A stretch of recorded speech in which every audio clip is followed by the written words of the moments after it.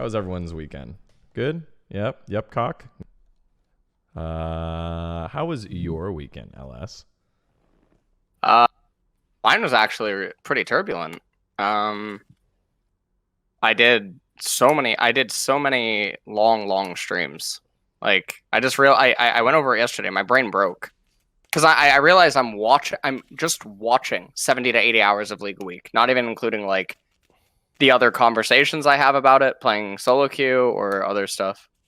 Wait, how do you get to 78 hours? Because I was calculating how much League I'm watching. I'm watching like 30 hours to 35 hours. How do you get 70? How do you okay, so because I cast it. Yeah. LCK 4 days a week. So yeah, so let's put because you have to watch League like an hour before the cast sometimes. Or like 2 hours, and then I have to watch it on the way there for like other stuff.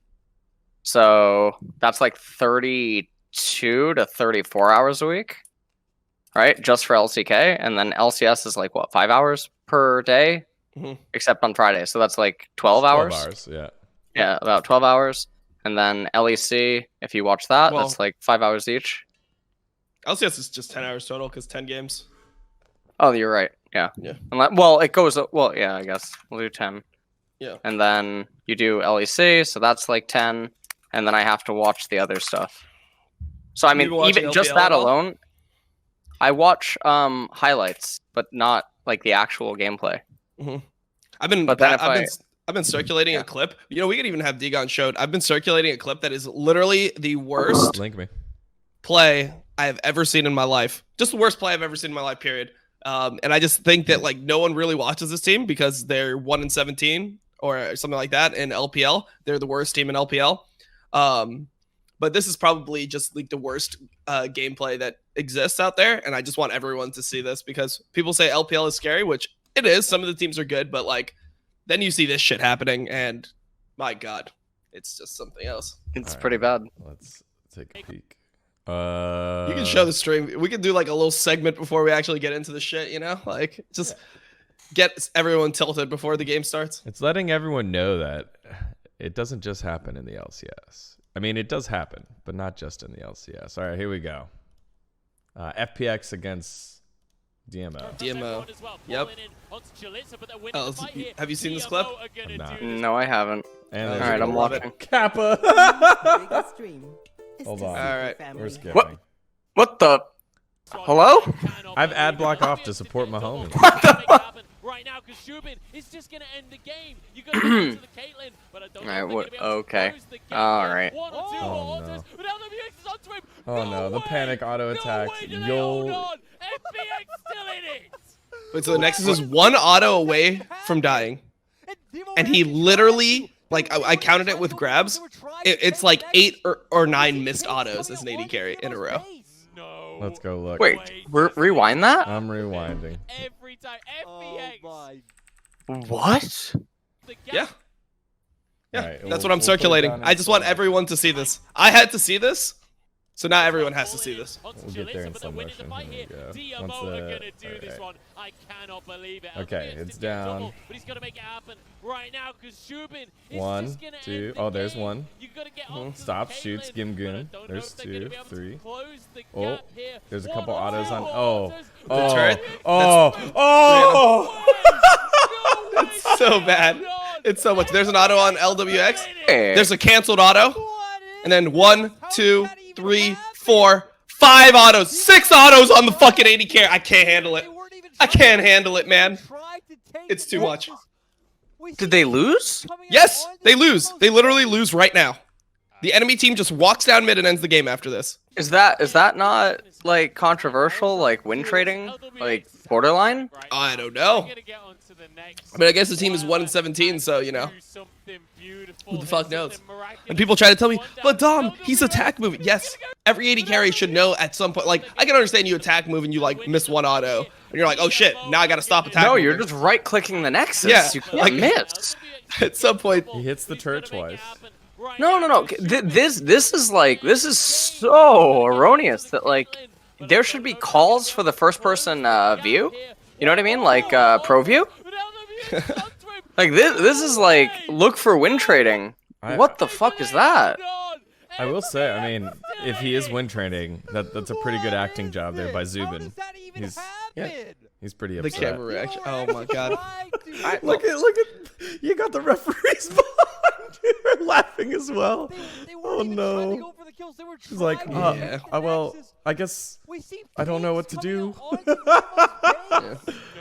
Yeah, so I saw that this week during one of my VOD reviews, and now everyone else has to see it. Why did you do this? Who because you watch this. I'm like that type of person where I'm just like one of those shit people where when I'm in pain, I want everyone to be in pain around me. So yeah, there you go.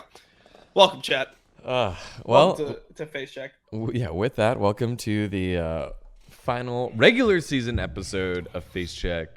Dom, in his preparation for Worlds Buff, is just breaking himself down first so that he can become stronger later.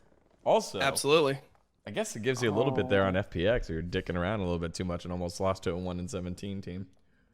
Yeah, they're having it rough. Well, I mean, so the funny thing is they've been playing with like a Khan for a decent amount of time, and like most people thought that Khan was just like a better 1-to-1 player than Gimgoon, right? And then with Gimgoon, they're like undefeated. So they just lose like every game with Khan, and then they win like every game with Gimgoon.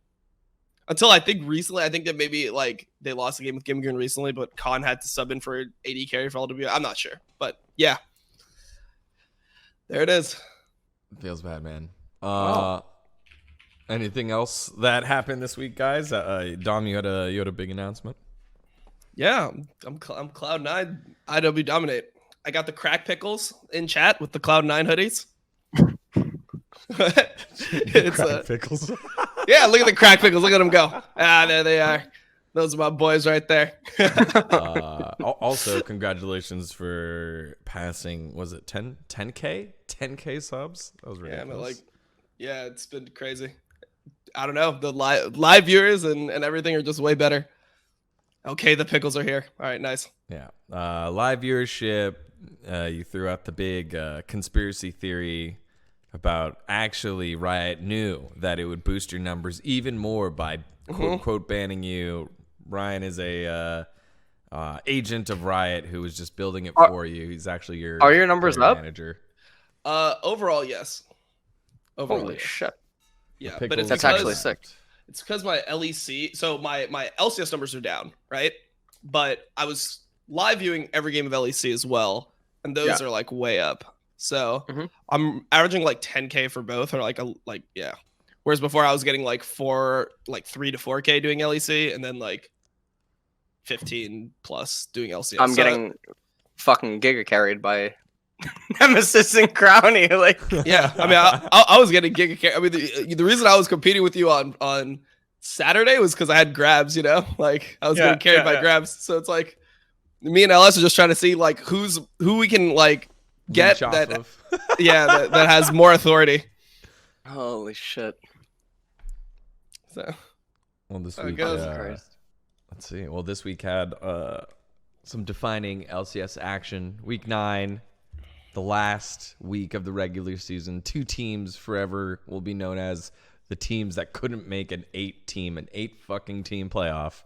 As well as battle at the top.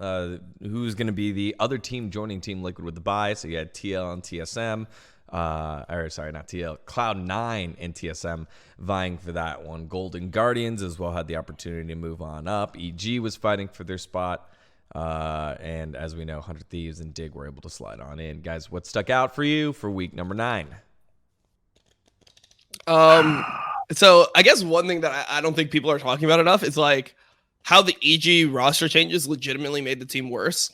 And just because like Hooney's a big name and people like and Golden Glue like played well in like the first couple games they got this like gigantic pass on the team actually just, you know, making downgrades. And overall, I mean, you look at the team, right? I think it was 5 weeks they played with Kumo and Jizuke. They were 5-5, right? So they were 50% win rate. Since then, I believe they're 2-6 with Hooney, and they won like in the beginning, like I think they were 2-2 in the first 2 weeks or something like that. And now they're just losing every game to everyone, like 100 Thieves, like everyone, right? Like they're just getting shit on by no matter who they play. And Hooney looks bad. Like he's losing lanes you should never lose. He's playing versus Someday, and it's like, okay, you get a shut into Camille, and you expect the Shen to come out ahead in that lane phase. There's just a lot of like inherent counterplay that the Shen has to Camille in lane.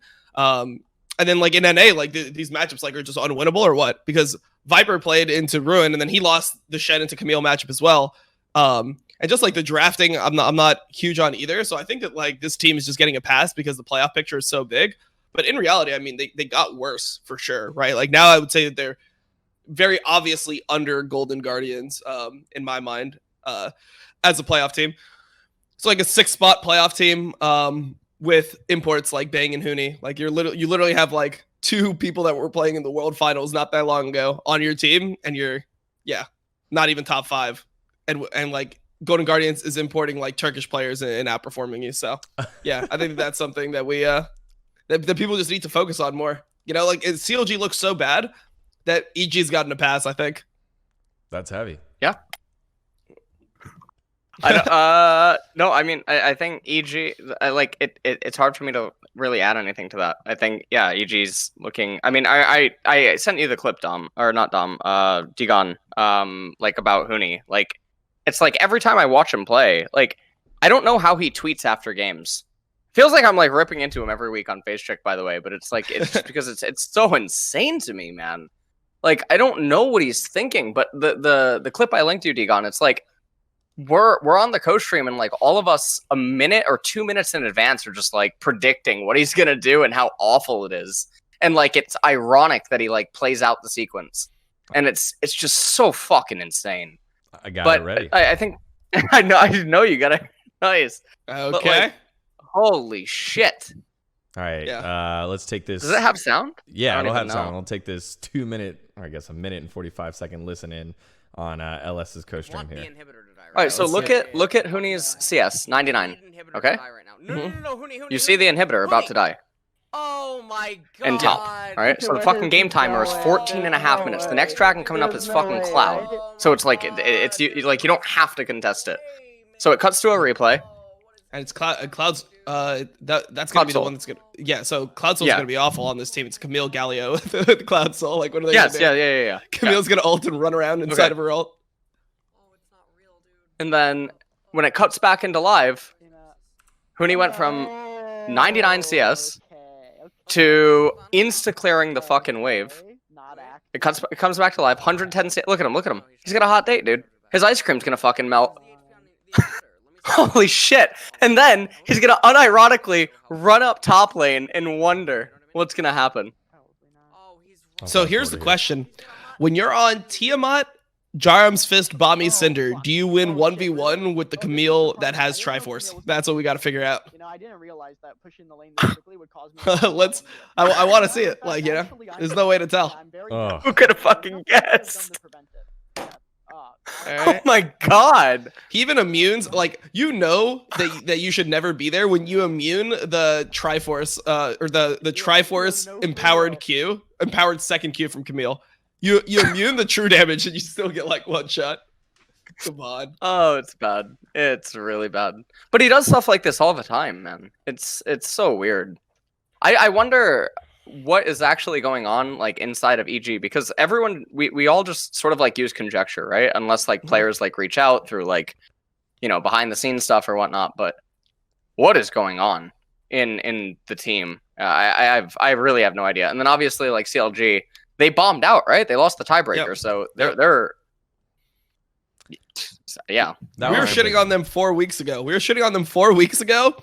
And then they lost the last 8 games. Oh wait, never mind. Sorry, 9 games because they lost tiebreaker too. They lost the last nine games and they actually just didn't make it. Dom, you called that one back at 4-2 when they ran the TSM CLG rivalry renewed. Like you called it there. I hate when teams like that get hyped. It's literally, if you remember from Immortals last split, I felt the same exact way, where this team has like wins and I'm like, they don't deserve any of those fucking wins. This team is terrible. Like I like have that feeling when I watch them, where it's just uninspiring gameplay. And you look at like the quality of their wins. It's like you won against a bunch of teams that are no longer in the LCS. Like essentially, like those same teams are not who you're playing against anymore. They have one legitimate win the entire season, which was against like Golden Guardians. I think they got a win, which they didn't even deserve really either. But this team just shows no improvement, and they show no synergy. Also, I just think Ruin is like griefing. Like, I don't know what's wrong with this guy, but he's like Huni 2.0.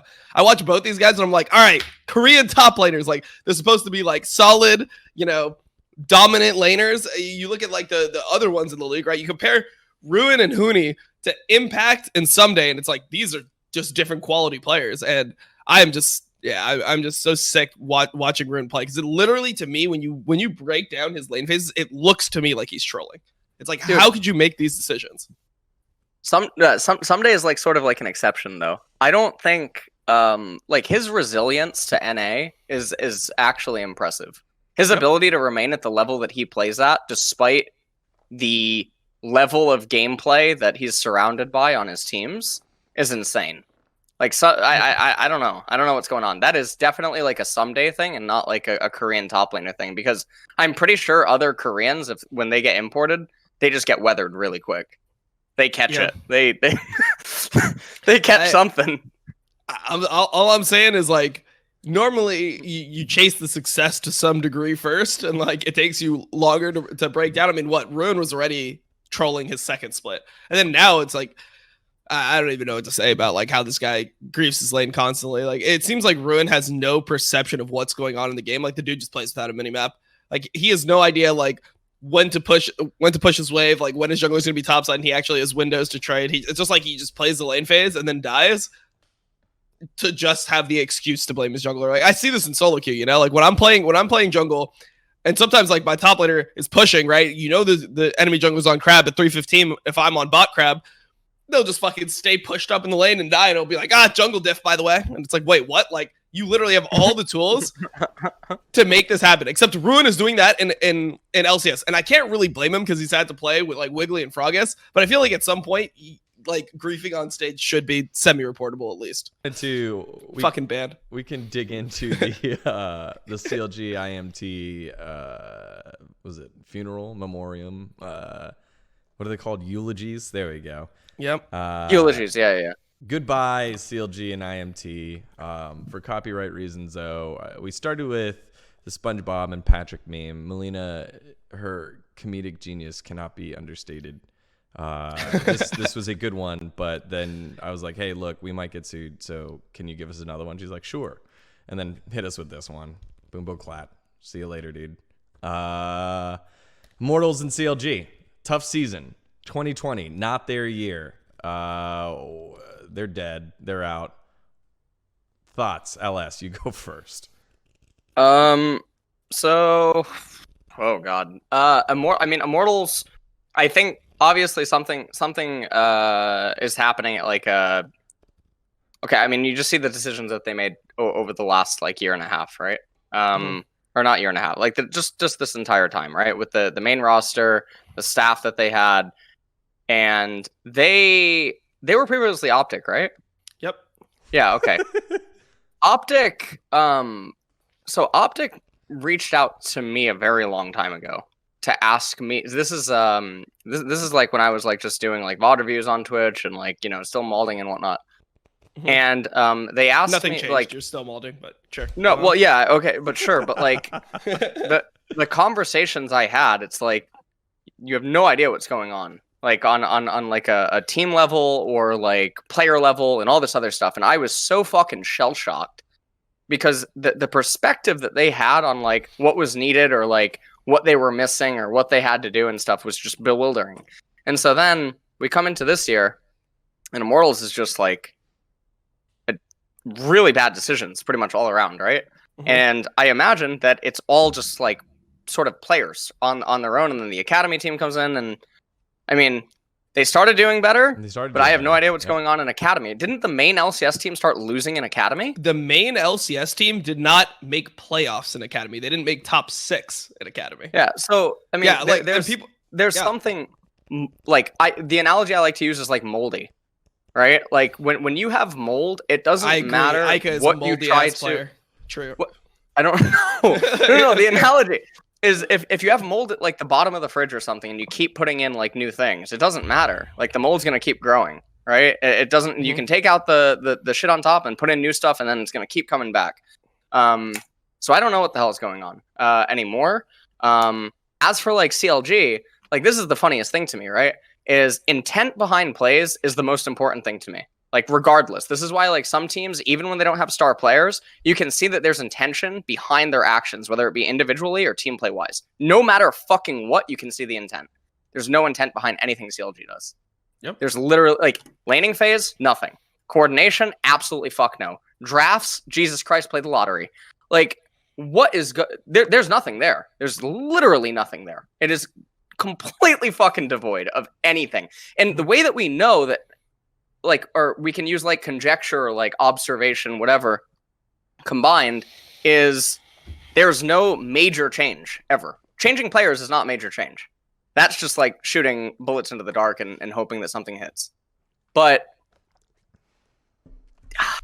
like, do you two get what I'm saying? Like, when I mean like true intent, like a major like draft play change or like major gameplay stylistic change.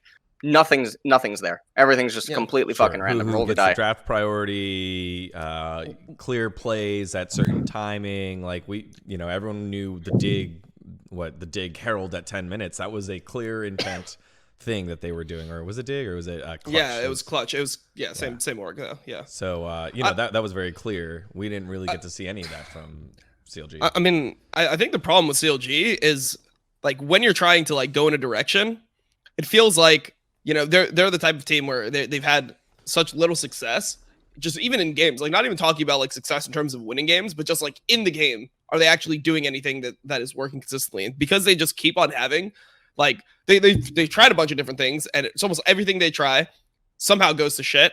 So they don't even know how like what their identity is or like how they could ever win a game. They tried putting like Ruin on tanks and then like trying to play towards bot side. He played Malphite into Wukong, which is a hard counter, and he died like 5 times in lane solo kills to Licorice. Like it's just they don't know what they can do to actually like snowball. They have games where Wiggly is playing carry champions, and he has a performance with Graves where it looks like he's doing pretty well, but are they ever able to like actually use that to their advantage to win a game? It just doesn't seem possible. So for them, I don't even know where you go from here, because it feels like honestly, like their drafts are terrible. But I don't even know how you draft when you have like no good pieces in your team. Like what are you supposed to do? Because all the power picks are just not power picks for you.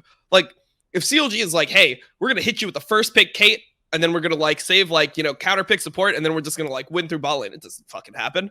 They don't have that identity either. When they like their best player is Pobelter, and in almost like the entire league, the mid laners are like the best players on these teams, and he can't actually get advantages. And I feel like mid lane is too stable right now to actually like go through counter picks. It's not like it was before where assassins are prevalent or like things like Rise are super prevalent. It just seems like if Power of Evil picks Orianna or some shit, what is Pobelter going to do into that?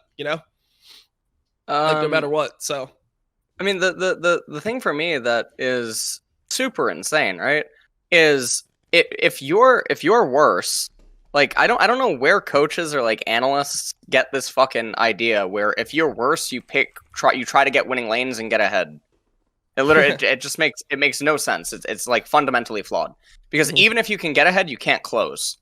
And the likelihood that you can get ahead if you're fundamentally at a disadvantage inside of laning phase is way less likely. Like if you just fucking play the game, you understand that.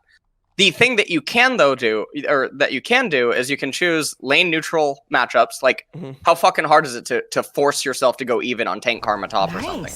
So it's pretty fucking hard to lose on Karma. Like you can have the best player in like fucking LCK go up against tank Karma and top. Like Keen won't be able to move fucking Cuvee or Ixu. Like, you know what I mean? Because tank Karma or something. So like you do stuff like this, and you draft team compositions that are fundamentally stronger in mid-late game, and you ensure that you get there so that the comp can make up for your own ineptitude at like the game.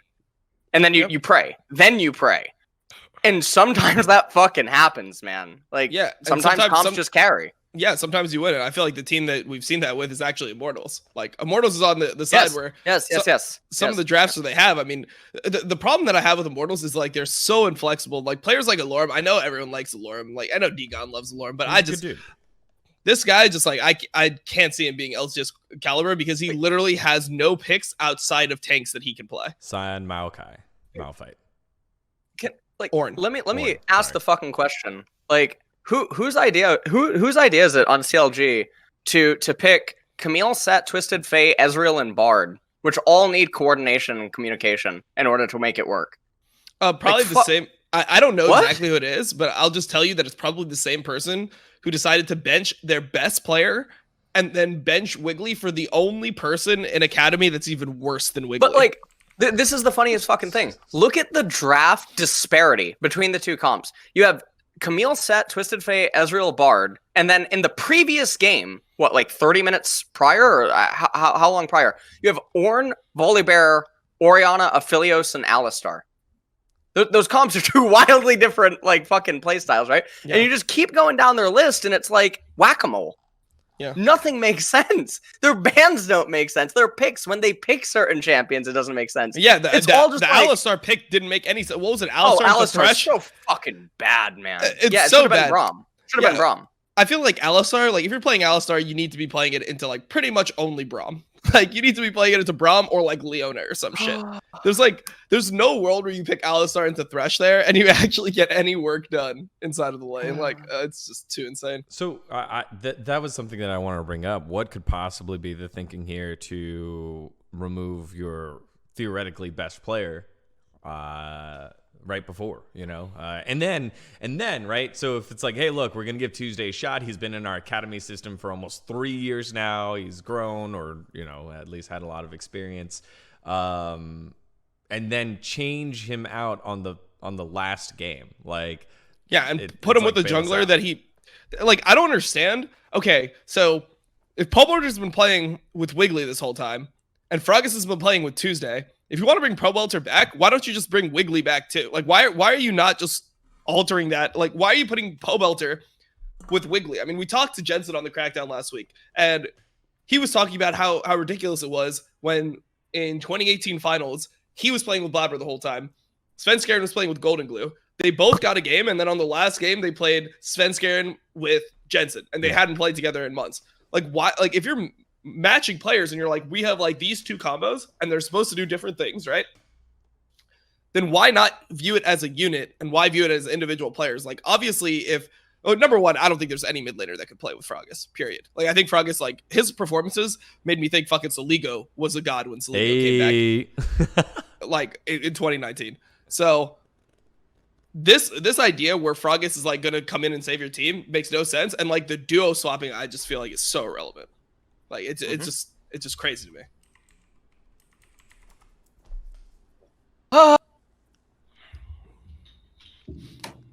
Well, 2021. Yeah, it's a fucking funeral. So what are the moves? What are the moves for both these squads? You literally fire the whole fucking team. Like if you're CLG, you can maybe retain one player and pull a Mad Lions and just get 4 rookies around that shit. Get 4 promising rookies and that's it. You want CLG to go full Golden Guardians? I mean, how do you get 4 rookies realistically? How do you get 4 rookies?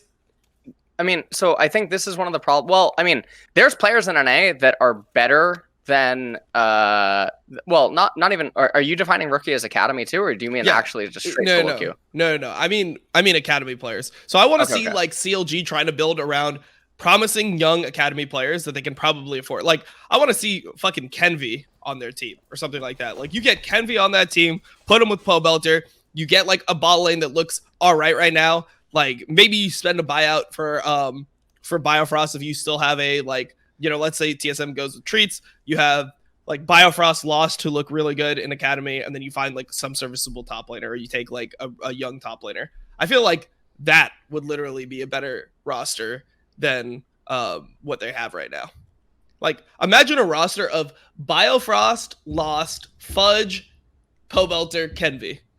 Tell me that's immediately not like an insta upgrade over this team. Like, I don't know. You actually have to use the academy players as a resource here. I was going to say, we wouldn't know what Fudge brings, but we know what our boy in the top lane, Ruin, brings. Yep. Yeah. I think Ruin should be done. Like, I've seen enough. Like, this is just not import level. It's the same thing with like Ryoma, and this is what I was thinking about. I mulled it over this a little bit in my stream, but I bet you that 100 Thieves just doesn't go with Ryoma again. Like, I know Papa Smithy was like, gave like some speech like, yeah, we like trust this young player. We're going to like build him up. That's not how it fucking works in NA. Like, they literally will give him like 2 splits.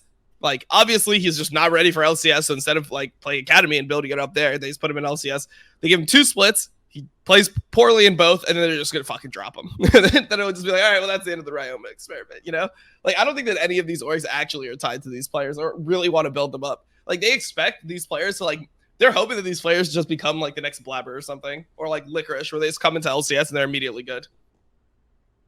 Yeah, I don't like the I don't like the notion of build up, by the way. I don't know your take on it. Like, we see it all too often in China and Korea. Players do not need magical amounts of time in order to be insane or something. Like, there's a limited amount of change, but the way that you know that the player can be insane is oftentimes by, like, mechanics. Like, in LCK, you can tell, even when Kana was, like, 6th, 7th, like, best top laner or something, you could tell just by how Kana plays in, like, his pro view. It's going to come fast. You watch Ryoma's pro view, or, well, we don't have pro view anymore, so you can watch a stream, and what are we looking at? I don't know. Yeah, it just doesn't look like it's gonna happen. I mean, the only thing Ryoma's looked good on to me when I've been watching him individually as a player is Yasuo. I haven't seen the Yasuo yet in LCS, so it's not, I don't know, it's just not happening to me. Like, yeah, this is a good topic because we always kind of skirt around like, hey, what is growth? And now we have the opportunity with 2 franchises here, kind of going in different, kind of not different directions, they're both kind of going down, but 2 different amounts of resources. Where Immortals is from the Immortals group, that's capital investment. They're trying to raise money from investors, whereas CLG is old money, right? That's the Dolans, that's Madison Square Garden, but also kind of the old guard of with rosters that they signed like 3-year contracts with Wiggly, with Stixay. At the time, that was one of the longer ones there. Yep. Yeah, Wiggly's on the contract. 1 more year, Wiggly boys. Let's get it. I can't wait. I definitely won't be flaming him on season 11 face check. Absolutely not. You know, for me, it's just, I really hope that we are able to recognize and utilize like the talent that we have in our region that is actually good. So for example, like, I keep on talking about this guy, but like, Kenvi is a jungler who, you know, I've experienced playing against in Challenger. This guy is clearly insane. He's been at the top of the ladder, like 1 KLP plus the entire season. Plays in Academy, he plays in Amateur, smurfs the entire time in Amateur. 100 Thieves Next is like by far the best team. They're winning everything, right?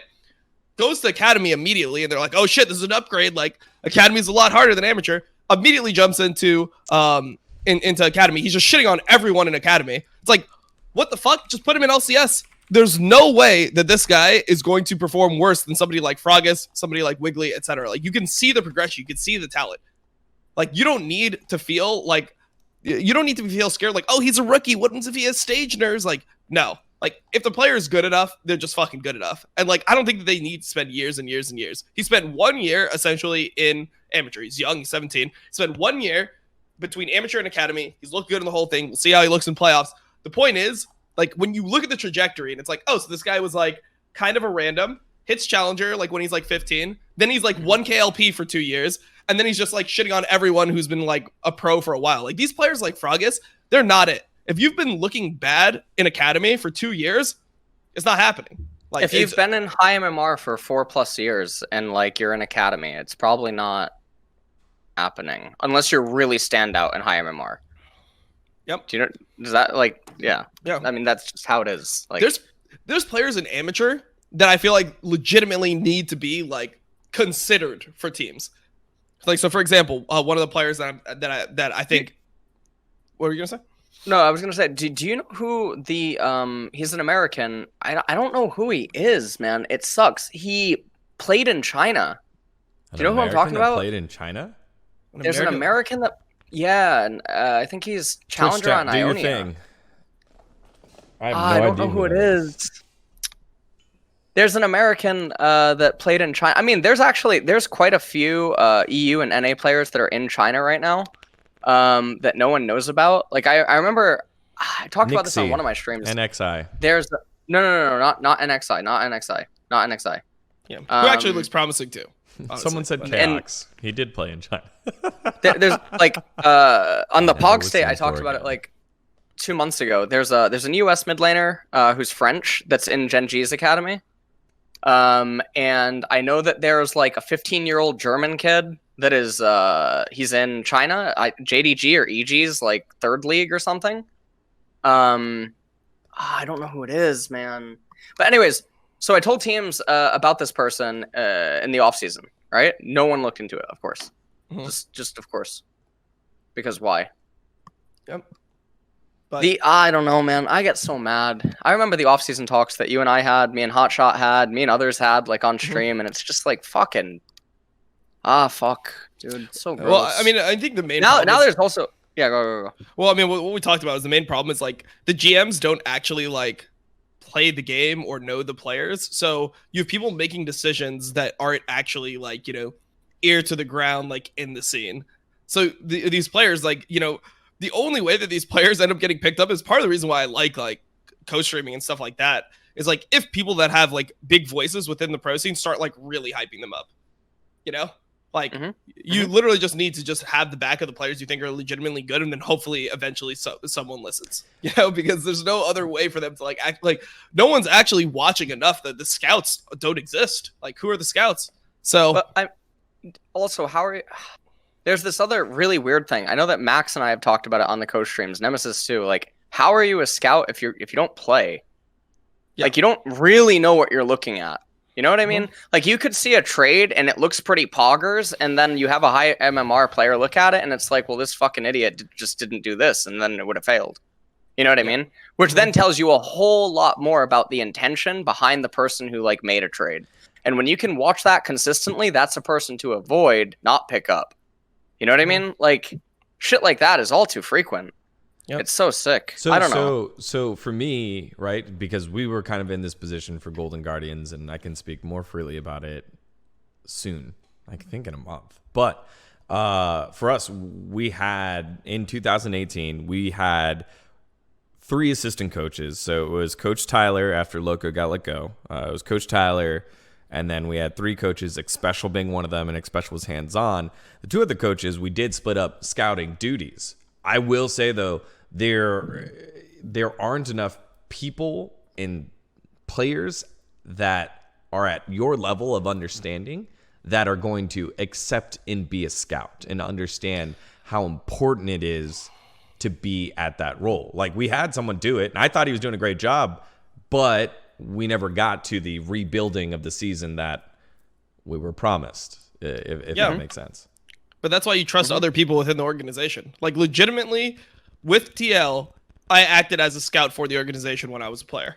Like, Steve would trust me over players that I looked at that I thought would be good at the time. So, for example, half the players, and he mentioned this in like the farewell video or whatever, like half the players that joined the org, I had a hand in like playing with, and I was like, this guy is good. So Quas, like Bunny Fufu at the time, season 4 Curse, it's really good. Phoenix in like season 5, season 6, very good. Dardock, like the people that you play with, like the people that are on your team, the people that have like a good eye for this type of stuff, you have to trust them over like whatever your fucking like your random, like we had like some random coach named like Ramon or something, and he didn't even know anything about the game. Like, you're gonna trust that guy over the people that are playing the game. Like, those are all players that like you need to trust the players. And even within like, and this is why I can tell C9's like a good org, is they have everyone on like lookout, like even in my contract, it's like one of the things, like there's no like defined term where you have to like scout this many players, but it's like, hey, if you see like good academy, good amateur players, notify coaching staff and we'll look into it. Like, that's like something that they write in immediately. They're like, hey, if you see anyone that you think is really talented, like, send them our way. We're gonna like try to take value in what you say. One of the most insane things to me, right, is this past off season, as well as like even earlier this year, right? So Max went back to NA, and now he's like NA top 50. American. Yep. NA America. He's like top 50, playing 4 roles. But not only is he playing 4 roles, he's subbed in for 100 Thieves next, and he played 3 roles in 3 games. And just shit on the laners. Like really easy, right? But you hear him talk about it in like the coach stream and stuff. And he has like public coaching with like pro players and challengers and from US and stuff. So immediately after the 100 Thieves, the next series, I got messages from 3 different people from EU and NA asking, and I'm like, what the fuck are you doing? I talked about it in April, May, January. What the fuck, man? It's so gross. It just makes you want to like. People don't actually look or care. You know what I mean? But all of a sudden, because the messages were just about like, hey, like, can we recruit this guy, like, etc. or what? Yeah. Yes. And it's like, well, so one of them was genuinely like sincere and stuff like about it. And I understand like the circumstances around stuff, but like, it just blows my mind because he's been in he was living with me, right, for 2.5 years, and I've tried to like promote him through various methods. I mean, he talked to you on stream too, right? Nothing. Just nothing. It was so insane. It's so sick. But all of a sudden, he plays in like a 3rd league thing. He gets asked to sub in an hour before the games, and then he plays 3 roles there. Goes back to NA after 2.5 years in Korea, and is on the ladder, and all of a sudden, people pay attention. It shouldn't fucking take that to watch. But of course they can't, right? That's why it doesn't happen. Because they don't know what they're looking for. So I was actually. Oh wait, is the stream? Are we dead? I don't know. I don't know. Hello. Saved. It was a freeze. It was a freeze. Okay, it was a freeze. I think it was just a freeze at the end of your point.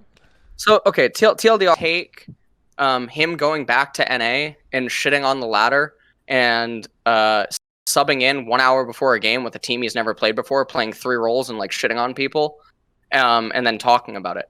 It shouldn't take that. The fact that it does is like a problem. And it's like taking that to be recognized as a player or a coach or both. Both. So because the people that messaged me asked about both. You know what I mean?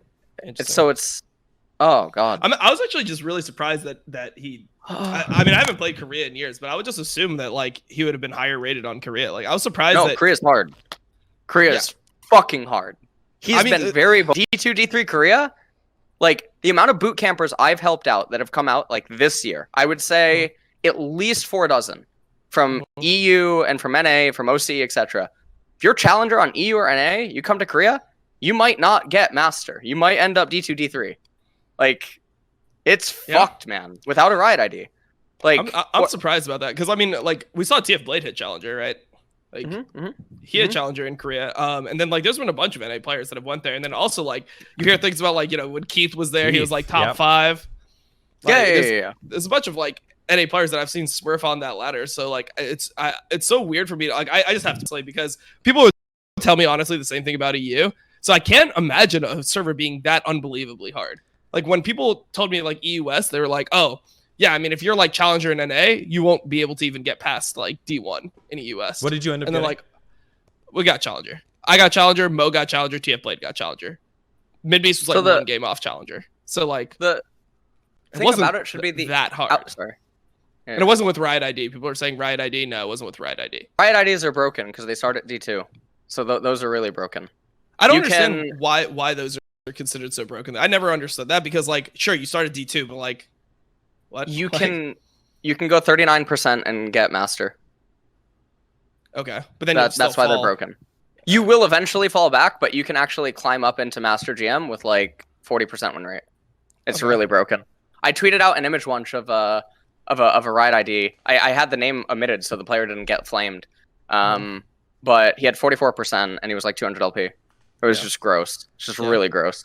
With a duo. I will say, though, it just feels like, I know you're going ham saying, hey, it's really gross, it's really easy. And I always push back to the point of when you're in that upper crust of like, hey, look, I'm surrounded by talent. I am a challenger level mind. I'm a challenge level player. I'm the one that has that hub. You're the plug.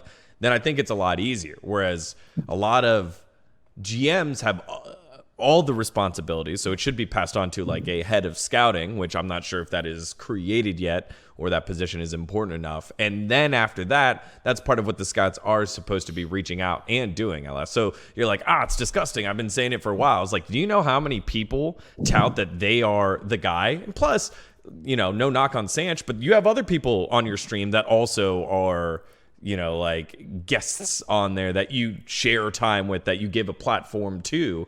Yeah. So it is difficult to keep on track of every single player that could possibly be there. Because even I'm looking at the scouting ground circuit for 2020 that just wrapped up, and I'm looking down the roster of these guys that either played for some of the bigger amateur rosters like ANU, like Radiance, or some of the collegiate products like Maryville, or like here's Avi, who was the captain and leader of UCI. So it's you've got this big pool of players to come through, as well as the fact that you have to consider the cost that it's going to come with it, right? If you get a player that is an import or a young import from Korea, compared to a player that's collegiate who's been pretty beast, compared to someone like Max. We'll even use Max, for example, who's been around for a while. I think I casted Max way back in 2015, 2016, something like that. Yeah, he played one split on 100 Thieves Academy. No, before that, in the amateur scene. Like, before that, I think. Oh, yeah, when he was like 15. Yes. And so. Yes. Like, compare that cost when he's gone to Korea, proved it himself, made it there. How much does he cost now when he comes back? Like, I think there's a lot of factors in so many players and so many places to possibly find a player that the fact that 3 people did reach out, to me, is positive. To me, they're like, hey, look, we now know where the plug is, because there's just a lack of talent scouts in the scene. Because it would be way too expensive to carry a talent scout. Like, if you're just employing streamers, in Dom's case, and not saying that for C9, but if you're employing streamers as your talent scouts, that's fucking expensive. That's an expensive endeavor. But you look at what Cloud9 done. You got Dom, you got Bunny, who's also there. So you got a couple of people you've got. And then you look inside their team, you've got former players all over the place. You got Rainover, you got Wes Rice, you've got Reaper, Rapid Star was there as well. So talent. Yeah, but that's the whole thing. Is it's like you don't have like you don't have us as talent scouts. It's more like you have everyone just with the same mindset of like always be looking out. Like there's no it's no like I don't know. It's no mystery why C9 ends up developing the most talent. It's just because they look for the most talent. Period. Like they just have everyone in the org just being like trying to find new players. Like C9 has like a training grounds program where they're literally trying to take like people that are really interested in League that are ages like 13 to 16 that are in NA and trying to like get them focused or like have them learn about the game, like bringing them out to camps and stuff like that. That's sick. Like those types of programs, like other teams don't want to invest in because they're like, oh, that's not going to fucking win us a championship right now. But that's why C9 always ends up getting all these rookies. And in reality, it is going to lessen your cost because these players, you can do what Jack does, right? If you have so many developed players, you can sell them. Like, so getting people in your org, having people that care about the game, starting them at a young age, having them invested in League of Legends, like it does matter. It does matter. Fucking chat saying grooving. God damn it. Oh, Shinshin's here, guys. Come on. You know that. All right. Yep. All right. Well, I think we've we've always, and I appreciate that topic you guys. We went ham. Yeah. Well, I appreciate you guys pivoting, right? Because we always say, and like one of the biggest criticisms I get is, guys, we do have NA talent. We don't do a proper job getting there. And I feel like most of the time, you guys have the answers. You guys are the ones in solo queue. You guys are the ones that are closest to the action. And now I wanted to take that and figure out what is a structure that could be put in place by any of these orgs, including Immortals and CLG that are now both out. So like Dom's there in NA and you're playing, right? Like when you're not doing streams and stuff. I know you don't play as much anymore, but like I go through spurts where I just play like right. Yeah, spouts. And then for me, I'm in Korea and I'm like the railroad for a lot of boot campers. Every boot camper that comes through Korea, even if I don't directly interact with them, I know that they're here and I know like what their idea is. I know what's going. You know what I mean? Like because maybe their friends will message me or something for like whatever. So many times this happens. Like I know about boot campers that come here and are here for a few months and they're just not known. They like don't have Twitters. They're challengers from EU West or like, you know, NA or OCE or something, and they just come here to try to get better. And it's like, you know, and then they go back, and I see nothing happens, and then they message me, and they're like, "What do I do?" And I'm like, "Well, what the fuck?" Like, you know, I've had that talk way too many times, and it just sucks because it's like I message people about them, and nothing happens, or they say they don't get reached out. You know, you look at who are a couple guys that have boot camped and came back, and nothing happened. They get signed, and then nothing happens, right? Like Keith, Froggen. Who else was in that group? Was it Gate was in that group as well? As like the Echo Keith was picked up before Korea. Yeah. Okay. Sorry. I'm trying to remember because that was someone at Golden Guardians we had tabs on, right? We were like, hey, keep an eye on Froggen possibly being the replacement for High and or Mickey afterwards, and that's what they ended up going with. But there are players that go over and then come back, get the opportunity, and it just feels like an expensive endeavor. I think Zig did that as well. I think after we let him go from Academy, he's like, hey, I'm going to go level up. So it's not like, hey, this is the path and it's successful every time. It still comes with the level of risk there. Yes.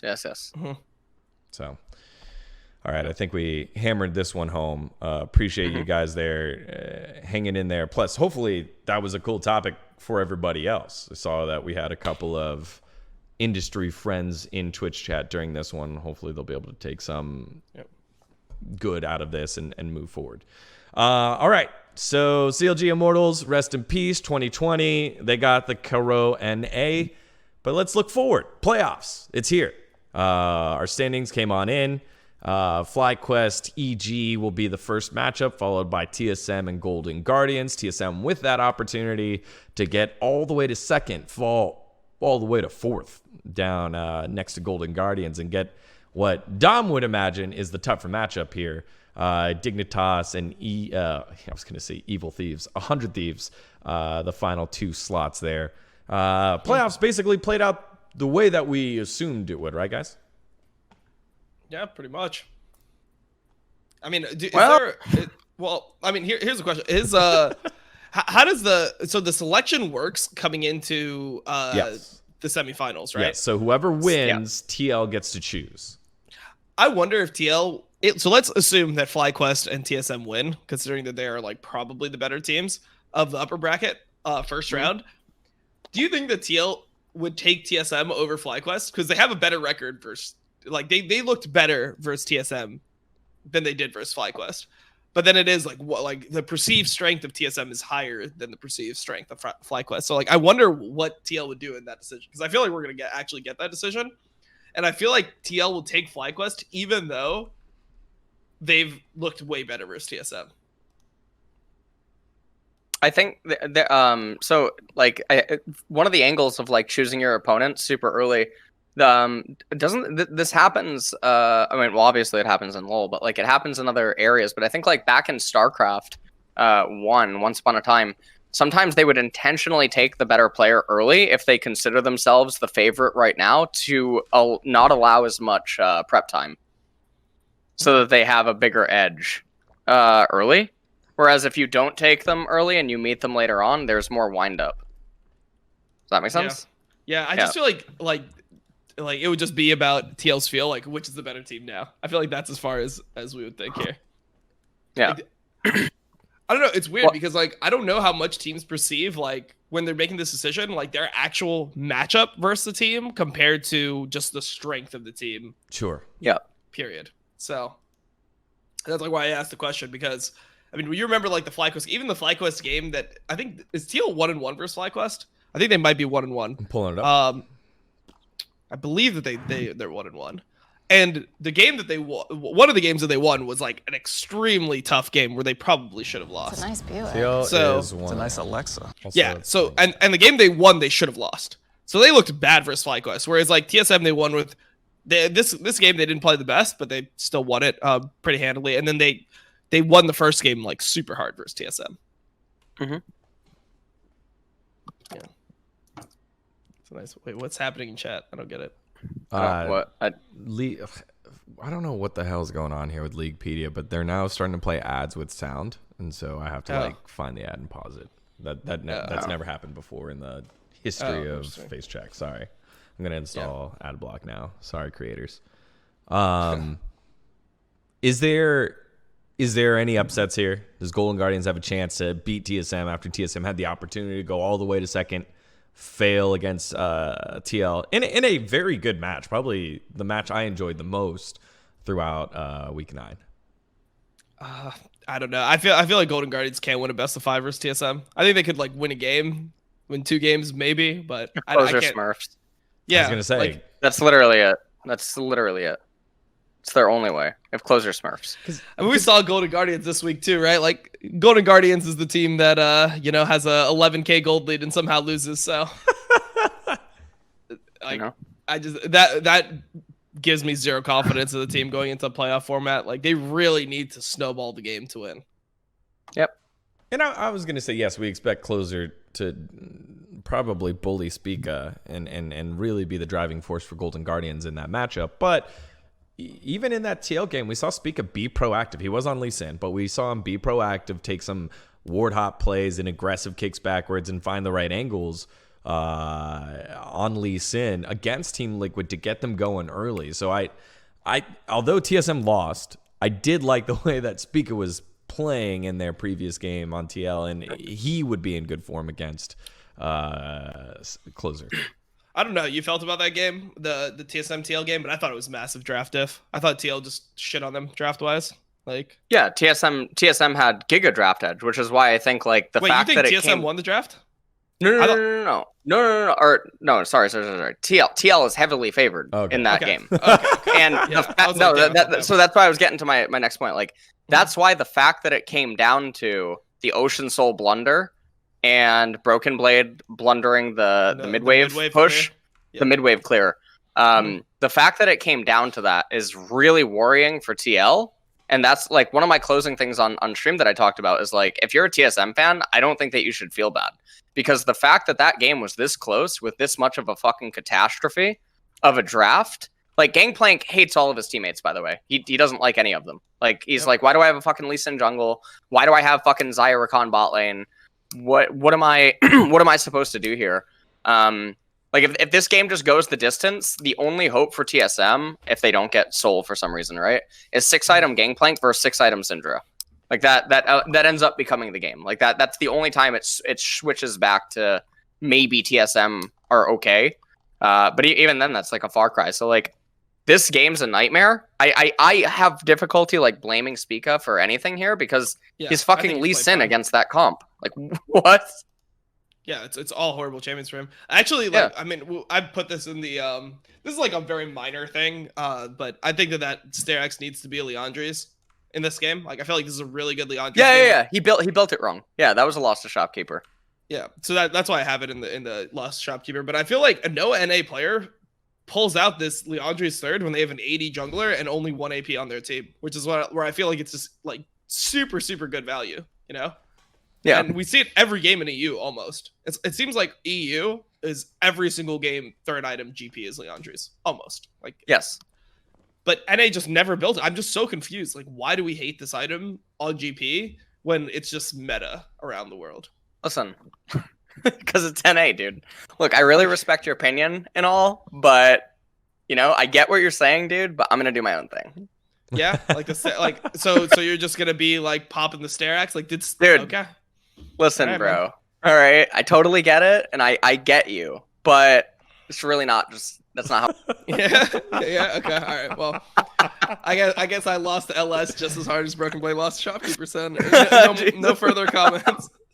Fucking Boris, God damn it. Boris emote. I wonder. Those are the conversations that happen when they open up a shop.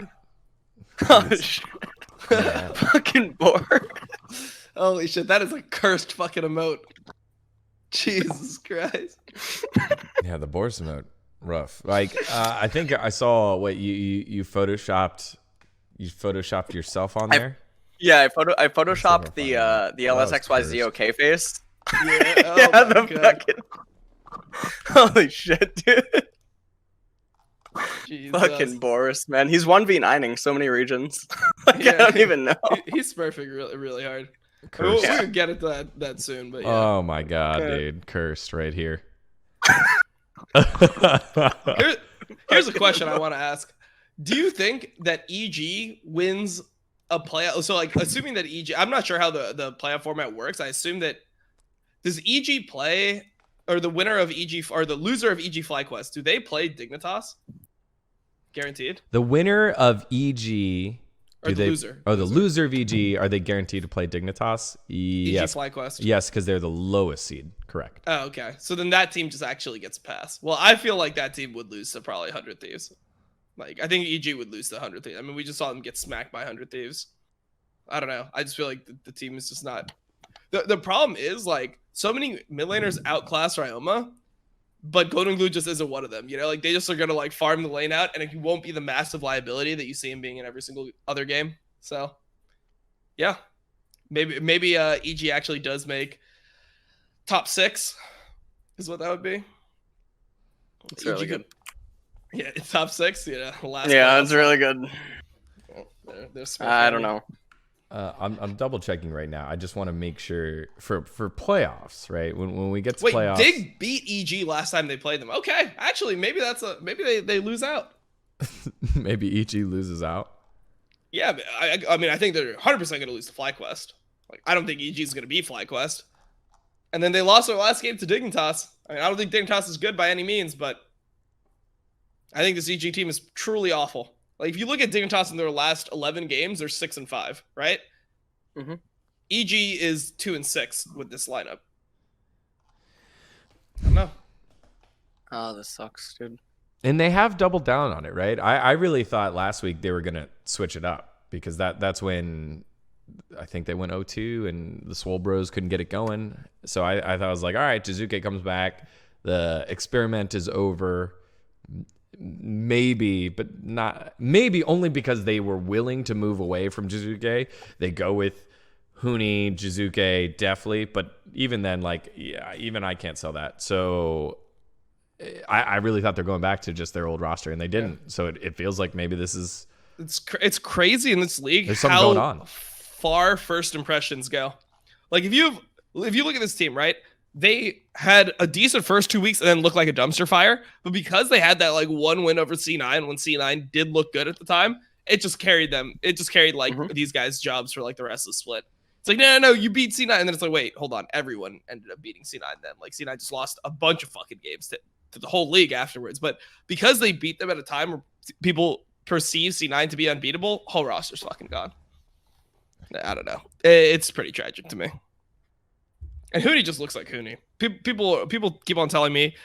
I mean, I talk to Vulcan, and people, like, tell me that he's better now or whatever. I feel like he's had better now, like he was sick. Well, I mean, he's had, yeah, he is sick, but he's had 2 good splits out of the last 6 in NA. 2018 spring, 2019 end of summer. That's it. So, like, you're getting a player that's normally going to be an inter. Generally speaking, this is the level of play you get. And there's this excuse also, that always happens with him. Like, oh, well, he just is trying to compensate for all of his bad teammates. It's like, so he's just inting his lane phase because he's compensating for what? Like, it just doesn't make sense to me. The thing that, like, I can understand that argument. Because are you ever in solo queue and you try to force things because you feel like if you don't get ahead, you're going to lose? Mm-hmm. Do you know what I mean? Like, I can understand that, but when you look at his trades or things that he does in context, it's not even like there's the benefit of the doubt. Like, yeah, if he just landed the skill shot better, or like if he did that, no, it's like, yeah, maybe if he wasn't here, like, maybe the play would have went better. Like, yeah, I mean, there's times where you see somebody trying to overcompensate and, like, forcing 1v2s. Like, there's players, like, where I see. Like, I've seen Licorice do this a lot, where he'll get into, like, situations where it's like, okay, that was, like, reasonable. Like, it looks like you're trying to, like, this is, like, a reasonable, like, 2v1 angle that could happen if you play it slightly better. Huni's never there. I mean, if you want to see an example of, like, Huni just trying to do something to carry his teammates, just play the Shen clip again, where he's shoving the wave, you know? Because he's just trying to get fed. Like, that's all. Yeah, but I mean, oh my god, it just doesn't actually even get you fed. I don't know. I hate it. Nice. All right, Digon, get us out of here. So the biggest thing for me, I think now is predictions towards who you think is going to be our 3 reps. Now that we're at the beginning phases of the playoffs here, we'll continue to massage it as we go through, but it feels like TL, C9, and then third. And the third place game will be played September 5th. So September 5th, which is a Saturday, September 5th, after round 4, which is also being played the weekend. Actually, it's being played the weekend before. So we have round 4 being split into 2 parts because that third place match will be that third place match. The winners final will be played the weekend before on August 30th. And then the third place match, which is all important, will be played September 5th. And that's going to be the team that moves on to Worlds. I think it's just TSM, TL, and Cloud9 as our representatives. That's what I would bank money on. I mean, maybe TSM just like giga choke like they always do every single split, and somehow we get FlyQuest at Worlds, and none of us are happy to send a team. But I would just assume that it's going to be those 3. I wouldn't mind sending FlyQuest to Worlds. I would 100% mind. You know what's going to happen to our bot lane, like that FlyQuest bot lane? If we put them at Worlds for some like the people that actually can fucking lane, it's doomed. Yeah, it's really I guess Ignar can't disappear like for minutes at a time to camp mid with Santorin. You want to see what Wild Turtle versus Jackie Love looks like? I don't. Let me tell you. Turtle's I do not want to world see experience. He's been there. He's been on the stage before. Yeah, he might like. He's gonna come back to NA. They're not gonna even bring him on a plane. They're gonna fucking ship him on a body bag after that. Like it's just not happening. All right, Alice. No, I agree. Liquid Cloud9 TSM. If there was one that was supposed to slide in, who would it be? And we can update this one as it goes. But is it just FlyQuest? What do you mean? Yeah, I mean it's just FlyQuest. I can't imagine it to be another team. All right. To be completely honest. Well, there's your picks. I think I have the same though. I'd like to say. Yeah. All right, here we go. Come on. Give it. All right, let's hear it. Let's hear it. Positive Paul over here. Let's go. Well, yes, Cloud9 goes 0-2 or 2-0 this weekend, but it was against 2 teams that were on fire. So Cloud9 don't look good right now. Cloud9 don't look good. They are benefits of the early or beneficiaries of the early part of their season, and then we're like, oh, we gave them the benefit of the doubt. Hey, they'll turn it on against a real team. Hey, they're playing with Wukong the bot lane. They're doing some goofy shit. And then last week, not this past weekend, they went 2-0, but 2 weekends ago, they actually went 0-2. It was just a fail up front. So that's the only question I would have. I think Team Liquid look good. They're on form. Broxa has slowly gotten better here for Team Liquid as Jensen has gotten just absolutely solid there for them. Core JJ, probably the best player and MVP of the league. And then TSM, like in that TSM Cloud9 game, and I am the known TSM dissenter, TSM looked really good, and it was fun to watch. It was fun to watch them make the smart plays against Cloud9, who were being scrappy and fighting back as they normally did. So I don't think you can go against TL and TSM. To me, it's Cloud9. They do have the bye, so they are a little bit further up in the bracket, but it doesn't feel like they're going to be facing any schlubs anytime soon. I feel like even if Cloud9 lose the game to because I assume that it's going to be FlyQuest versus TL, right? Like TL will just take FlyQuest even though they've looked better against TSM. So assuming TL take FlyQuest, even if C9 lose to TSM, C9 matches up super well into FlyQuest. If you look at all their games this season, I think that they're a total of something like 7-0 versus FlyQuest this season. Like even when they were slumping, the last time they played FlyQuest, they absolutely smashed them.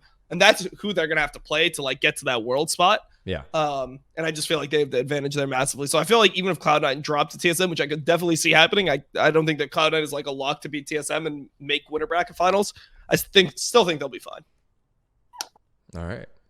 So, well, thanks for hearing out Positive Paul's crazy theories here. It'll probably be TSM, TL, and Cloud9, but just throwing it out there, getting context out there so that if it happens, we can say we called it here. All right. That's enough for playoffs now. Let's take a look back in the week that was in losing to LS. Of course, the Shopkeeper. We've got a couple of submissions, and I appreciate all of you idiots being like, hey, what about this one? Tweeting at me and sliding in the DMs and then circling the items like I don't know what it is. Thanks, guys. We'll start with this first one, though. Dom, you sent this one, and it was Sion, Olaf, Azir, Caitlyn, Morgana. I don't know which one this is to kick it off, though. I hate all of these Olaf builds. I believe that the first one you're going to show is the IMT one, where you have a 3 Olaf. I don't see it on the screen yet, so. Yeah, it just popped up. It's there, okay. Okay. We can. All right, so this is the IMT versus TL. This is the 3-0 Olaf, where you have the massive lead, and you're versus 3 people that are going to have some type of relevant armor, and instead of going... Like, I'm fine with Cinderhulk Cleaver here. Like, if you think the Cinderhulk is necessary so you don't get one shot by a Kali, I can understand. I hate using your entire lead and going Warbogs. I literally just think it's terrible at Olaf. Like, I think Olaf needs to be somewhat of a threat to backline. And I can only accept this build, which I don't even like the Warmogs ever really on Olaf second. But I can accept it if you're, like, super far behind in the game and you feel like you just need to, you know, just exist. But in this game where you actually have the lead, I feel like this is a game where you take Black Cleaver and you try to run over the game. You snowball off here. Yep. I mean, you already have the lead, right? Like, you're going to be so useless. You're into Orin, you're into Volibear, you're into a Thresh and a Mobile Ash. Like, I feel like this is the time for it. LS, anything else? Yeah. Yeah. Olaf like this is bad. Also, because you need extra items to hit the breakpoint, or it has to be later in the game. Yep. In order to get the Warmog passive. I mean, that I guess that's not a total thing, but yeah. That's pretty much it. I hate Warmog second period. I mean, this is like a lot of these builds that we're gonna see as a jungler. I see Warmog second, and I'm like, but it just doesn't activate. Like the item is just HP, and when you don't have the passive, like, how is it effective? And especially if you're fighting all in fights. Like, if you're gonna like get poked. And then you need to like regen out of combat, and then you go back into the fight. That's the point of Warmogs. But like these fights are just all ins, and people are dying. Yes. All right, submission number 2 we got here. This one I'm pretty sure is the decider match. Your history is on the line. 0-4 Fragus, but another look here at Olaf, I believe, right? What is he? What? This is the Olaf build that this got me. So we saw the 3-0 Olaf going Warmogs. Now we see the 5-0 Olaf that's stacking CDR, right? So it's a CDR stack with the Glacial Shroud and Kindle Gem, and then this goes into a Righteous Glory. So his entire lead is put on Warrior into Righteous Glory with a Kindle Gem there as well. So yeah, Ellis, take it away. Let me hear about this build. I don't even how the hell do you arrive at this? He goes Warrior Tabbies, right? And then he gets the Glacial Shroud and the Kindle Gem for CDR, and then he completes the Righteous Glory. Why? Into Visage. Why? Has anyone asked why? How the fuck is Boris getting away with this shit, dude? Remember, this was the game People where are losing their fucking homes over these investments. This is the game where Fragus gave up ran it blood. down on stage. Oh, no, okay, what were you gonna say? Yeah, ran it down on stage before minions spawned. He wanted to spawn like a minion, and then just got absolutely bullied everywhere he went. And this is your boy Dardoch playing a little aggressive here, but aggressive with his play, defensive with his build. Yeah, I don't even know, man. Like I saw this build, it just triggered me so insanely hard. I just can't understand like what the idea behind Olaf is, because in other regions we see Olaf as like a pick to like really accelerate the game. Like you're gonna get the first clear off, you're gonna be able to take an early dragon in most situations. Yeah, the Olaf minigame is usually Olaf gets the first 2 Drakes. If his comp is like generally Olaf gets picked, mid has prio, bot has prio, he gets the first 2 dragons. That's the minigame. Yep. And then the scaling comp or whatever comes online for third dragon, then you have the fight. That's it. And if Olaf teams wins it, it's a very big pressure point. If he loses it, you have an Olaf. So because it buys so much time if Olaf loses third Drake. So like in the LCK casts or something, that's what I just refer to as the Olaf minigame. Yep. And then obviously like Set and Volibear, they derive from like the same family tree. And similar play patterns play out when like two of them are banned and then the other one's picked. Yeah, and then the idea of like the Set and Volibear into Olaf is that you'll never win like the direct fights early, but you have like higher gank threat. So like while the Olaf is like taking the first two Drakes, you're either contesting if you end up somehow with like mid or bot proud, but a lot of times you're just like level 3, like, hey, this guy's gonna full clear. Yes. I have windows on mid top bot, whatever lane you have like CC in. But yeah, I mean, I don't know, man. Like this was just crazy. And then I don't know how Froggus arrives on his builds, man. I really don't know. I mean, show the next one, Degon. This one triggered me so hard. All right. This is the worst one. Here we go. Another Set game. Set and Trundle. There's what? Why does Kennen have Morello? And Kennen has Morello as well for all of the Blade of the Rune King healing. What? That Ashe picks up. I know that. So was it bought like right before a dragon? This was because Ruin was on the team. Yeah, Ruin is the one that has so that is why he decided to. What in the fuck? What the fuck? I think I get it now. You know, like Jesus Christ. Of course, you know, like everything's making sense. It's all coming together. Oh what man. the hell? But yeah, this Warmog's Set build. So like if you take away... we just checked it. You need level 15 without a ruby to proc Warmog passive. But also, who are you protecting against? I mean, Solari second isn't like Solari Redemption's not bad, right? But like when you're powering it like this with like Warmog into Solari and then Redemption, it's awkward. It's an awkward curve. I mean, so you realize, and then he also has the Swiftness boots. So you realize that like in terms of item value, he is getting 30 armor from his runes, period. He's getting 30 armor, and then at this point, he has not even the full 60 MR that you get from Locket. Like, you literally have no stats. Like, you have Swiftness boots, okay, sure, but you have no armor. You're against a Pike, Ashe, like, Trundle, and I guess he's just afraid of the Trundle ult on him, so he's trying to, like, not build that many defensive stats. Like, I have no idea what this is. But the Warmogs into Locket, I just think is so ridiculous here. Like every set in the world is building Deadman's first item. It is such a nice item to build. It's great components for him. Gives you the out of combat movement speed that you need, so you don't need Swiftness boots. And it's just overall like just perfect synergy with the champion. And then you just see like this build coming out of Froggus. And I'm like, does he think he's just smarter than the rest of the sets of the world? Like what is this? Why? I just don't understand.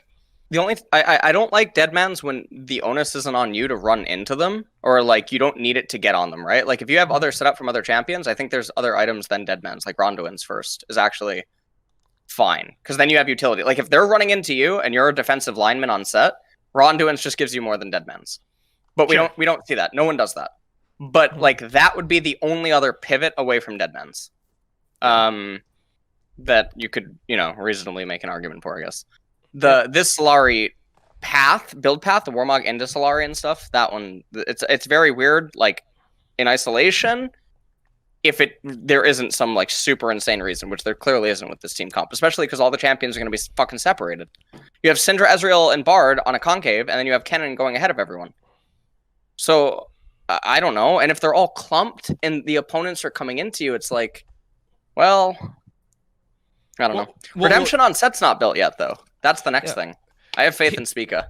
Here's the thing with the Warmogs is Warmogs is an item where the whole idea behind it is that you can afford to be poked, and then you reset out of vision, you get the health passive, you go back to full life, and you can fight again. There's never going to be a fight in this game where Set is going to live through it. If you ult into the enemy team as Set, you are dead in this team fight.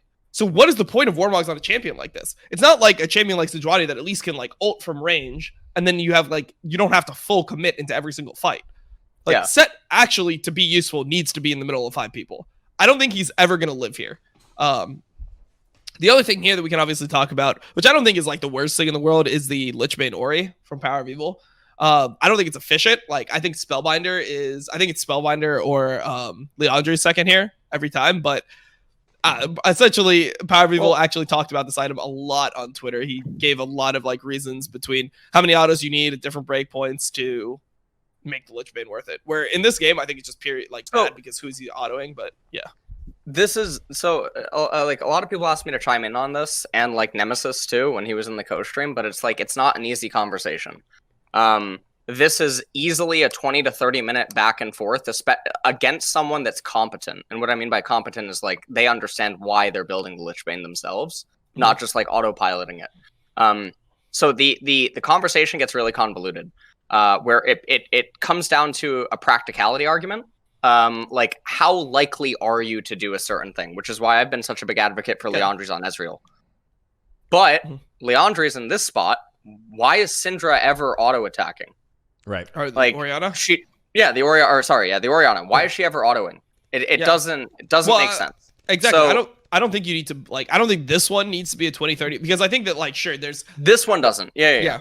There's a lot of conversations where you can have where it's like how much like is the value of the movement speed and like the CDR component compared to like, you know, Leandre's and Spellbinder don't give you CDR. Like there are like intricacies to the conversation, but here I think you can just boil it down to like, are you ever actually auto attacking like in this game as Orianna? I think that because the answer is pretty much no, like you shouldn't be able to get like when you saw the math played out, I went to his Twitter. He actually had like a decent like notepad where he listed like how many autos you'd need with the math there to make it efficient. And a lot of times it comes down to like you need like 2 to 3 autos in a team fight to have it outperform the other items. And it's like I don't think he's getting them. That's once the fight breaks out, right? So one of the big things about Ezreal right now, so that one was a much harder sell for me for Leandre's. Like I was having a little bit of difficulty like getting that item into that country, you know what I mean? But like if you go into most Ezreal standoffs, he's like Qing and Wing many times before the actual fight plays out. So you get lots of burn and you get lots of like madness like being built up and stuff. So like Bork can come in too, but then when you really look at the item and everything, the practicality is that Leandre's is going to be like more efficient in a lot of different spots. So like this one on Orianna, how many times are you QWing them from range and getting the burn, but you can't auto them? You know what I mean? Because then it's not a 1-to-1. It's not the team fight breaks out and you look at Leandre's Lichbane. It's what happened before the team fight where you maybe layered them a little bit with Leandre's, then the fight breaks out. I think there's only one champion you would ever get an auto on in that team comp, which is Set. Like when you're getting into Kennen, Syndra, Ezreal, Bard, where are you getting your autos? Like it's just not possible. Yeah. I mean, he states it here in the I guess notepad thing that he wrote out here. Looking at this game specifically, it was hard to get a lot of auto attacks in, and probably not the optimal purchase. But for all of you at home, all the armchair Andes, I am really confused though when people make it out to be the worst item choice and don't even make the math. So I mean, I responded to this, so I talked about it. The thing that he was talking about was like, so the one problem that I had with this breakdown is he's only comparing it to Rabadon's, where I feel like the comparison should have been to Leandre's and Spellbinder, second item. Like, I think that's like the argument. You're not comparing Lichbane to Rabadon, you're comparing it to Spellbinder and Leandre. One of the things he leaves out completely as well is, so Rabadon, one of the things about Orianna is her E, shield, right? And one of the super underappreciated things about Rabadon's Death Cap and the synergy with Seraph's Embrace, because Seraph gives you so much AP, and then Rabadon's comes in and it amplifies that AP. So you get so much EHP for your teammates. Yep. And that doesn't happen with Lichbane. So Death Cap isn't just about damage, it's also the E-shields, which you're going to use multiple times in a fight. That is hundreds and hundreds of HP missing.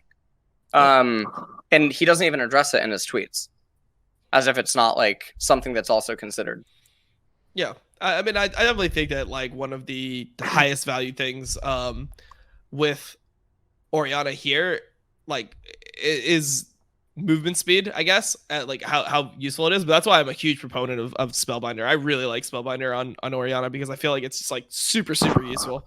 And like the stacks, like even like the efficiency on even like low amounts of stacks, I think are like, it's like pretty fucking good. Sorry, I got a little tilted. There was a guy in chat that said that Lichbane gives more mana for Seraphs. Yeah, it gives 7.5. Oh, 7.5. Nice. 7.5 more AP. 7.5, guys. I was like, what happened? All right. Last one that we got for losing a shopkeeper. We take a peek here. I believe this is the TSM game. Yeah. Oh, yeah. This is the one we talked about briefly already, but I just threw it in there because, I mean, there was a couple I could have thrown in. There was a Sunday GP game. There was a, like, last week, and then there was a GP game from Licorice recently. I think it was the first game that he played with C9, where, like, I see these, like, heavy AD comps. Like, Lee Sin is full AD, besides for the E, but the E doesn't matter. It's not relevant. And then, like, Xayah is full physical damage. GP is mostly physical. So I feel like Leandre's is just so high value in these games that we just see it every single game in LEC, and we see it never in NA. So I think third item here is Leandre's like every time. I just think it's so efficient because, yeah, I mean, look at how like just even just based on like the ult and everything, like how little MR is on the enemy team.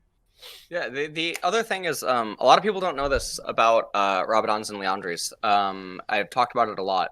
If you're Death Cap, well, it depends on champion, of course, but like in a lot of situations, like Azir is the one that I use the most. It takes Death Cap quite a bit of time, like in the fight, like constantly hitting with Sand Shoulders, to actually begin outdoing Leandre's in the fight. If you're ever in standoffs where you're queuing from range on like lots of different champions, like Cassiopeia, Azir, Syndra, like, anyone, Orianna, right? The practical nature of it is that Leandre's deals more. It takes a constant, like, long fight for Death Cap to start, like, outdoing it. And obviously, like, in this situation, Syndra's going to be poking at range. She's going to be trying to set up things. But also, there's so much HP on the enemy team. I mean, even Zoe has HP, right? With Oblivion Orb. I didn't understand it, because it's not like Syndra needs wave clear, right? Which would be one of the arguments, would be wave clear. Yeah. Because Leandre's, if you argue it for epic monsters, Leandre's helps out, I think, a lot there too, depending on, like, if you're sitting there using all your abilities, or, like, maybe you're casting a Q and then going over to zone opponents and then coming back, casting a Q. You know what I mean? Yeah. I definitely think that even in the course of this game, it actually would have been good because, I mean, you saw TL they attempt to do Baron, like, multiple times, even as two-man. They did, like, a Syndra Graves Baron where they started hitting in and then they backed off, which I thought was, like, pretty useful. Also, just, like, one thing I wanted to talk about is, like, so I know the draft is bad for TSM, right? Like, I don't think anyone's arguing that. But then also, I just think that, like, for the players, it doesn't make sense either. Like, why would you want Impact Shen versus Broken Blade GP if you just look at, like, player strength, right? Mm-hmm. Like, that is literally the Impact's best champion versus a champion that Broken Blade has historically struggled on. I don't think it makes sense. Like, I just don't like it. Was the GP? I don't like was GP last? What was the? It was R5. It makes no sense. GP. GP is the best champion in their whole comp, but it's also the least. It's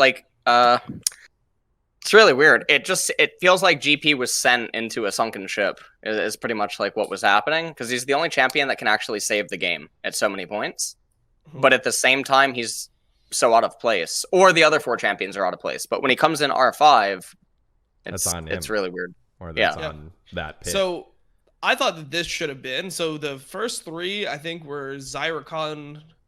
Was it Zyracon Zoe? Or maybe it was Lee Sin. But I just remember this game when I was watching it. I thought it was going to be an R4 Shen instead of the whatever it was. I think they picked Zoe. I thought the R4 Shen would have just given them a lot more options. I didn't get to see the draft. I was having like stomach pains. So I came back into the game like 12 minutes in or something. Yeah, so it was R3 Lee Sin. So the first three picks were Lee Sin, Zyracon. I mean, that's bad. Yeah, which is bad. It's just bad. It's just losing. It's just losing to so many lines. You get punished so hard before B5. by most openings. It's just bad. Not that TSM care about that though. You know, I mean, they're a draft dystopia. I mean, it's yeah. Yeah, but I thought that even given their draft, like they were just looking for the R4 Shen. They played Shen, I believe, in the first game. Shen has been super high priority across like most regions, and I feel like that gives you like options at least. And I feel like you'd rather have the Bjergsen counterpick in this game specifically, and taking the Shen away from Impact, I thought had value. So, yeah, I was calling in the game that they were going to go R4 Shen, and then I think your damage split is even better later on. But yeah, I just thought that the draft was rough. Drafts are I wish there was a name for like a draft like Boris for Shopkeeper, but like drafts are something that's so weird, and it's gonna be so interesting in the best of fives. It's gonna be really weird, but it's very worrying come Worlds too, because so many things just seem so arbitrary. Yeah. Well, I mean, I hate the beginning of these drafts anyway. Like, I hate the Grays versus Nidalee. Like, this is like the first pick jungler is like, I don't know. I feel like the way the team that I like that works in Nidalee is Dragon X right now, or not Dragon X, Damwon. Sorry, Damwon. Like, yeah, but that like you have Showmaker and you have Nuguri, and then you have roaming Beryl because he no longer is suffering from nuclear. Yeah, he's not in the nuclear winter anymore. True. He's not. Oh man. So, but like the way that they draft around their jungler, I think makes so much more sense. They don't just take like these Nidalee and these Karthus picks for no reason. They see like the first three and it's like, oh, this team has to run into us. Oh, they have like set fucking Kennen, whatever. Like then they draft the Karthus. Well, actually, one of the most recent Karthus picks was like potentially like a locker room blow up if it didn't go well. Did you see what happened with it? Which one? The one by Damwon? So basically, Beryl disagreed with everyone else in the draft, and he just locked in Karthus and said, "Give me Sejuani."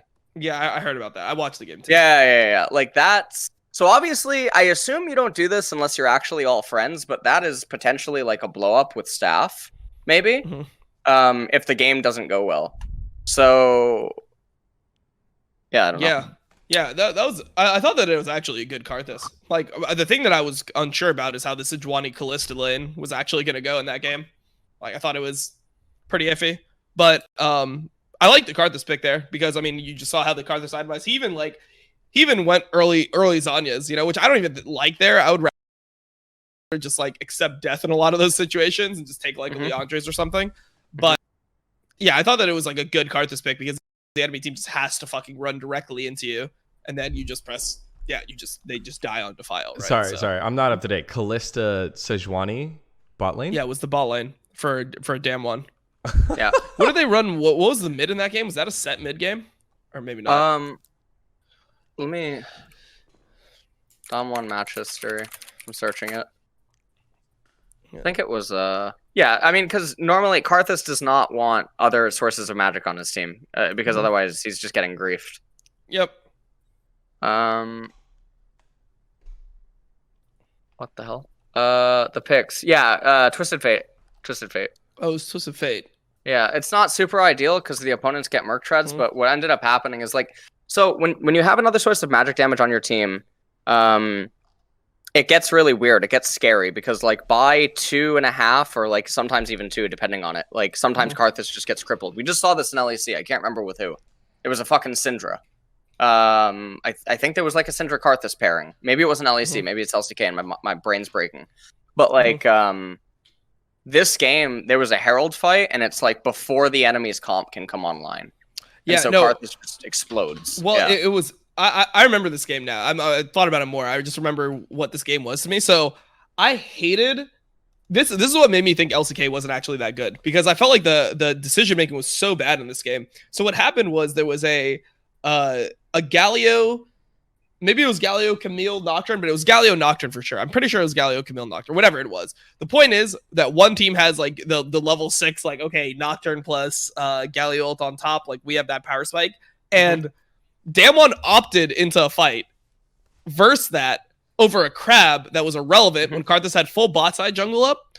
And I saw that and I was like, this is fucking trolling. Like, you should lose this fight, right? And then there was no Nocturne ult in the next fight.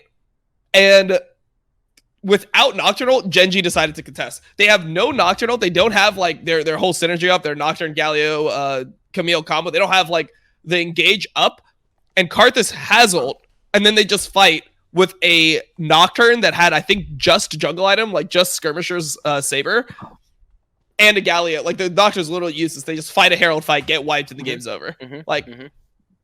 That game actually triggered me. And when I see decision making like that, I'm like, yeah, you can't tell me that like LCK is way ahead of like LEC. LCK. I mean, I'm worried for LCK at Worlds because Damwon's getting away with stuff because they're just stomping, in very bizarre ways that I don't think they can reproduce. Like if we talk like quarterfinals plus at Worlds, I don't think they can reproduce, which is very worrying. And also, we don't know what the meta is, right? What is Worlds patch? Because it's not 9.16, even though Yone is disabled. What is Worlds? Okay. But I just remember watching that game, and I just thought the decision making was like absolutely so Damwon fought the fight that they shouldn't have fought, and then Gen G fought the fight that they shouldn't have fought right after. And I'm like, wait, both of these fights are like not the one you want. Like the first, it's a fucking top crab level 6. I feel like as Damwon side, as the Karthus team. You've Karthus TF too. You don't want to fight the top 3v3 versus Galio, Nocturne, Camille when they all have ults. Like that is just like the most troll fight. You're just gonna get fucking aced. Like or you're gonna get destroyed on the top side. So that's not the fight you want. And then the next fight is just the exact opposite, where it's like, okay, now you have no ults, and I feel like Galio Camille comps should be very easy to play around. Like Galio Camille Nocturne comps should be very like, hey, when we have our ults, we fight in the early game. When we don't, we don't. Like we don't have Nocturne ult, we're not fighting it. Give them the fucking Herald. Then so the fact that they were like just fighting on wrong timings made me think that like, okay, people hype these teams up to me like they're just like so far ahead of like LEC teams, but I think that LEC decision making a lot of the time is like that has more like you can see the intent is more understandable. The intent of the fight is more understandable in LEC a lot of times over LCK. Like a lot of LCK fights are I just haven't been that impressed with. And speaking of intent of those LEC teams, just quick shout out to Rogue, first team to qualify for Worlds. They will not be able to finish anywhere lower than 4th. And because LEC is best in the West, they have all 4 slots. They have that extra slot that is normally gone to, right? Is it 4? Well, no. It was a playing slot. This is new. Yeah. So this year there's 4 slots for LPL and LEC because LCK and what else? And NA has been performing worse than LEC and LPL in the last 2 months. And also because LMS is no more. Yeah. That confused me. That's what threw me off. There's no more LMS, so there were a couple slots to allocate. And we're probably just holding on to our fucking 3rd one right now. But I mean, congrats to Rogue. I don't want to see a 3rd fucking NA team at Worlds. Mainly because we've always had that at Rogue World Champion guy. Nice. But yeah, guys, maybe that conversation, Rogue, TSM, maybe it'll come to fruition, but TSM's got to hold up their end of the bargain. So that was week 9, regular season done. It felt like a long draw out to get to the end, and now we're finally here. We've gotten rid of some of the fat. Got a couple more teams that'll be knocked out by the end of next weekend. Anything, last words before we kick it off, guys? I'm good. No, I think that's pretty much it. All right. Well, everyone for watching, thank you so much for tuning in yet again. This is the time that I think we'll be at moving forward here, back to our 9 o'clock time. We appreciate all of you guys. Again, messages have been sick. Follow LS on his co-streams. Follow Dom for his live viewings. And appreciate you guys. We'll catch you guys next week for the first round of play.